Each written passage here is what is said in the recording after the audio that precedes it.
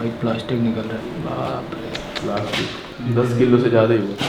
बताओ। इस गाय को हम रेस्क्यू करने इसलिए गए थे क्योंकि इसको एनल और वेजाइनल दोनों प्रोलैप्स हो रखे थे। पुश कर रही है, ट्राई कर रही है कि गोबर निकले या यूरिन। पकड़ पकड़ पकड़ पकड़ रस्से। बस कुछ हार्ड जैसा फील हुआ। डॉक्टरी जांच से इतना साफ हो गया था कि इस प्रोलैप्स का कारण है उसके पेट के अंदर कुछ फंसा होना। ये जोर तो लगा रही उसी वजह से, पर इससे कुछ हो नहीं रहा। हो सकता है कि अर्ली प्रेगनेंट भी हो।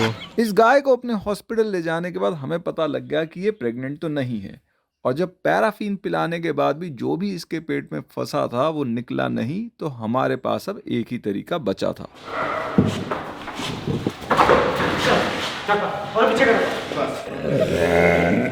बस।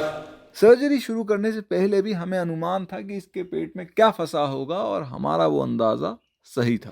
अरे भाई प्लास्टिक निकल रहा है, बाप रे। प्लास्टिक 10 किलो से ज़्यादा ही हुआ। बताओ। पूरा भरा हुआ था प्लास्टिक। कितना निकला? ये 13.5 किलो के करीब था पूरा। अभी हम इसकी सूचरिंग वगैरह कर दी है सब कुछ। काऊ के पेट से बहुत ज़्यादा प्लास्टिक निकला है, और रस्सियाँ भी हैं, प्लास्टिक के लिफाफे भी खाए हुए थे इसने।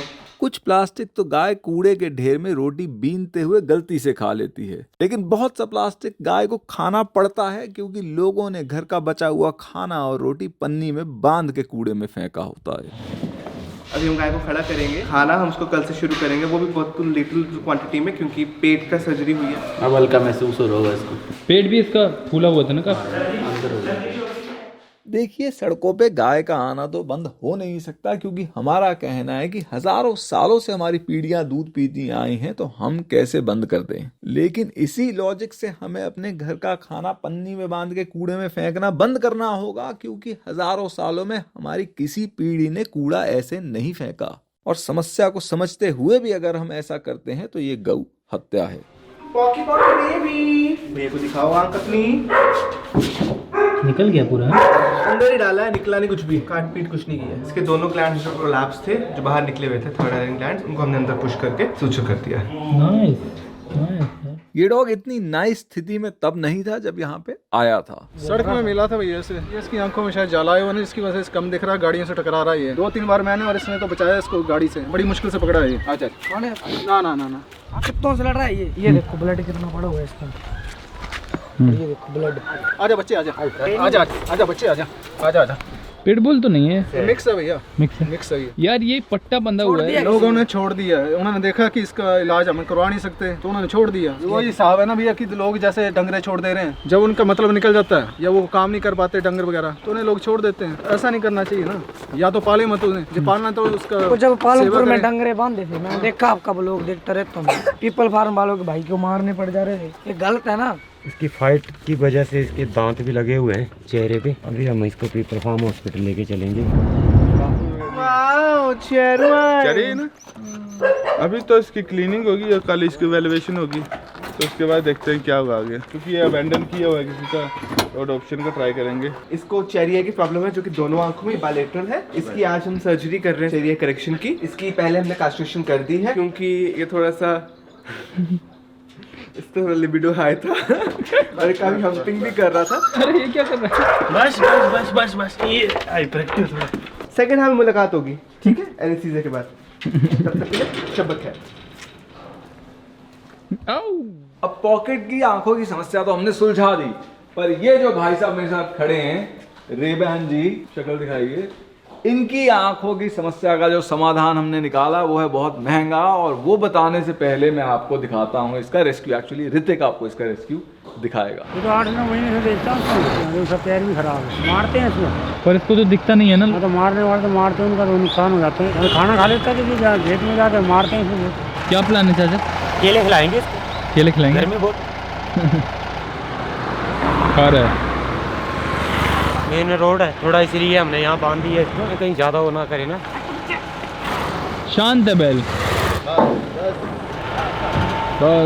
चलो चलो चलो। पहले रेस्क्यू कर लिया है, अब हम जा रहे हैं पीपल फार्म हॉस्पिटल।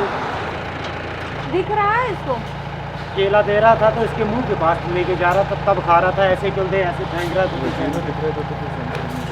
तो रेबैन भाई साहब कभी देख नहीं पाएंगे, इसलिए हम इनको रिलीज नहीं कर सकते और इसलिए हमें इन्हें अडॉप्ट करना पड़ा है। और ये समाधान हमें महंगा पड़ता है, खिलाने के हिसाब से नहीं पर जगह के हिसाब से, क्योंकि हम एक हॉस्पिटल हैं, हम करते हैं रेस्क्यू, रिकवरी, रिलीज।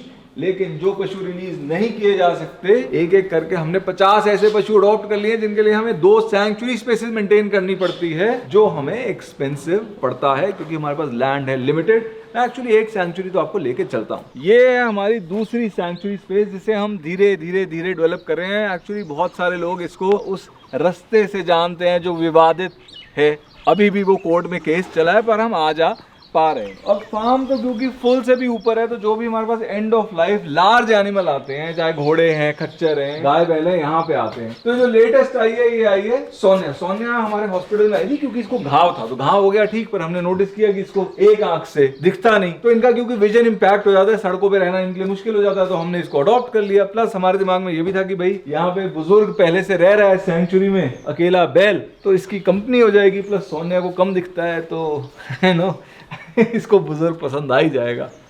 अब वो जो रेबैन महाराज हैं वो आएंगे यहाँ पे, बुजुर्ग का कंपटीशन है, पर आप बुजुर्ग की किस्मत देखो, उसको बिल्कुल ही नहीं दिखता, तो नो कंपटीशन।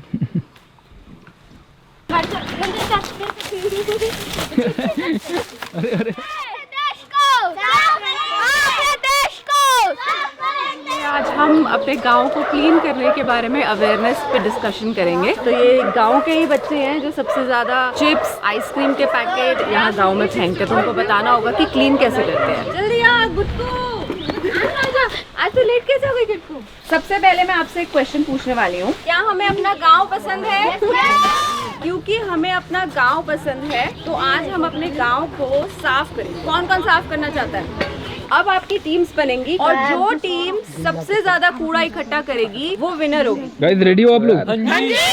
बच्चे जब आपको कूड़ा उठा के देंगे ना, तो you try to tell them कि रेड में लैंडफिल जाएगा, ब्लू में जाएगा वो जो हम रिसाइकिल करते हैं, जैसे प्लास्टिक की बोतल है वो कबाड़ में जा सकती है ना, तो वो हम उसमें डालेंगे। आ जाओ गाइस, कम ऑन, ये रहा शाबाश। अरे अरे ये देखो, ये देखो, ये देखो। Nice nice. तो साफ हो जाएगा।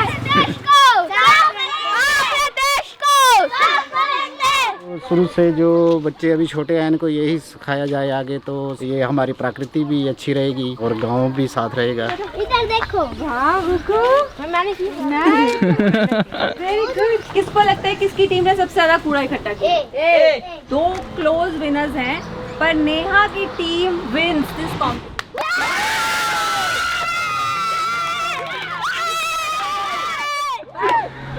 बट हम सब विनर्स हैं क्योंकि हमने आज अपना गांव साफ किया है। तो क्लैपिंग सबके लिए। सबको इस गेम में पार्टिसिपेट करने के लिए सरप्राइज मिलेगा नोटबुक।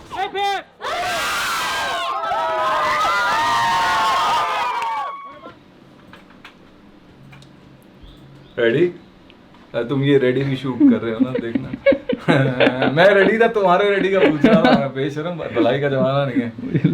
अब मैं आप लोगों को दिखाता हूँ हमारी टून टीम की एक ऐसी क्रिएशन जिसने इंस्टाग्राम पे सारे रिकॉर्ड तोड़ दिए। 64 मिलियन व्यूज, यानी कि कितना, 6.5 करोड़ लोगों तक ये टून पहुंचा। लेकिन टून दिखाने के बाद मुझे आपसे एक बात भी करनी है। साल के 313 दिन तलो इसे।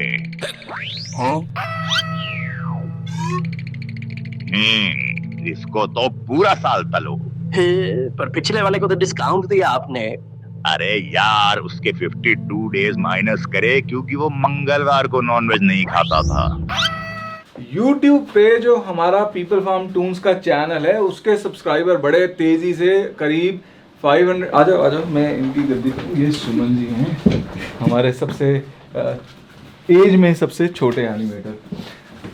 तो वहाँ पे हमारे सब्सक्राइबर बड़े एकदम स्पीड से लगभग 500,000 सब्सक्राइबर पहुँच गए हैं।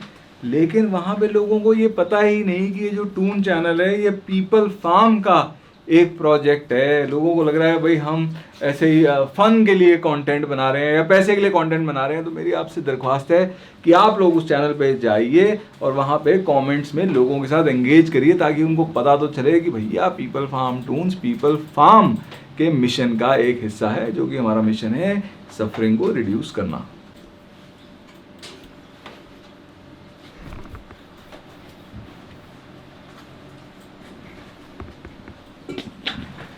मन नहीं लग रहा है।